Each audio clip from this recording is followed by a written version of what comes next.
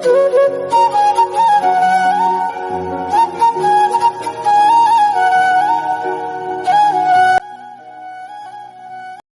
All, இன்னைக்கு என்ன video பார்க்க போறோம்னு பாத்தீங்கன்னா, பேக்கரியில கிடைக்கிற மாதிரியான சூப்பர் சாஃப்டான பஞ்சு மாதிரியான டீ கேக் வீட்லயே நம்ம எப்படி செய்யலாம் தாங்க பார்க்க போறோம். வாங்க வீடியோக்குள்ள போலாம். வீடியோக்குள்ள போறதுக்குள்ள நம்ம மகிழ் லைஃப் ஸ்டைல் சேனலை ஒரு லைக் அண்ட் சப்ஸ்கிரைப் பண்ணி சப்போர்ட் பண்ணுங்க.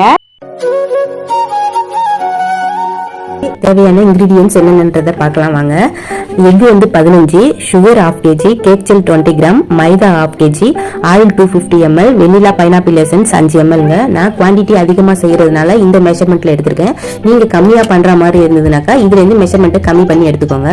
அதுக்கு ஒரு ட்ரையான பவுல் எடுத்துக்கணும். நம்ம எடுத்து வச்சிருந்த எக்ல இருந்து 3 egg, cake gel, sugar add பண்ணிக்கணுங்க. நான் ஸ்டாண்ட் மிக்சர்ல யூஸ் பண்றதுனால சுகர் அப்படியே ஆட் பண்ணிக்கிறேன். நீங்க ஹேண்ட் பிளெண்டர்ல யூஸ் பண்ற மாதிரி இருந்தா சுகரை 3 பேட்சா ஆட் பண்ணி பீட் பண்ணி எடுத்துக்கணுங்க.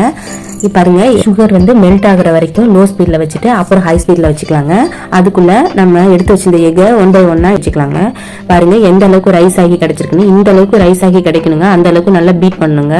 இந்த ஸ்டேஜ்ல நம்ம உடைச்சு வச்சிருந்த எக்கை 1 by 1 ஆட் பண்ணிக்கிட்டே வரலாங்க. அதுல உடைச்சு வச்சிருந்த எல்லா எக்கையும் ஆட் பண்ணிட்டு ஒரு 10 மினிட்ஸ் நல்லா பீட் பண்ண வச்சிடலாம். நல்லா பீட் ஆகி இப்படி சூப்பரா நல்லா சாஃப்டா சில்கியா கிடைச்சிருக்குன்னு பாருங்க.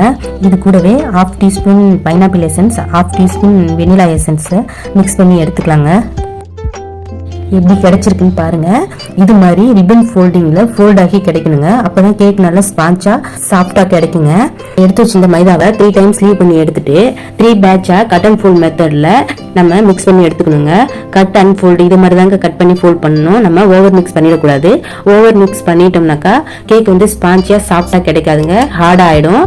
நீங்க ஹேண்ட் பிளெண்டர்ல மிக்ஸ் பண்ற மாதிரி இருந்தாலும் இதே ப்ரொசீஜர் தாங்க. சேம் ப்ரொசீஜரே ஃபாலோ பண்ணிக்கோங்க. கார்ல பபிள்ஸ் எல்லாம் எதுவும் இல்லாம நல்லா மிக்ஸ் பண்ணி எடுத்துக்கணுங்க. நல்லா மிக்ஸ் பண்ணி எடுத்துட்டு நம்ம எடுத்து வச்சிருந்த ஆயில லோ ஸ்பீட்ல 1 நிமிஷத்துக்கு பீட் பண்ணி எடுத்துக்கோங்க. பாருங்க எந்த அளவுக்கு முதல்ல பீட் ஆகி இருந்தது, இப்போ எந்த அளவுக்கு கம்மியா இருக்குன்னு. இந்த அளவுக்கு கம்மியா இருந்தா மட்டும் போதுங்க. ஃப்ளஃபினஸ் ரொம்ப கம்மி ஆயிடுச்சுனாக்கா கேக் வந்து ரொம்ப ஹார்ட் ஆயிடுங்க.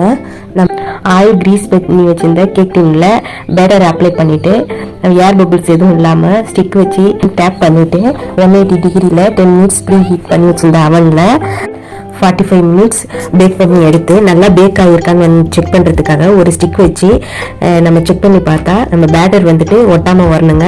ஒட்டாமல் வந்துச்சுன்னா நல்லா பேக் ஆகி கிடச்சிருக்குன்னு அர்த்தம். பாருங்க, ஃப்ரீ ஸ்டைலில் வாயில் போட்டதும் அப்படியே மெல்ட் ஆகிற சாஃப்டான கேக் ரெடிங்க.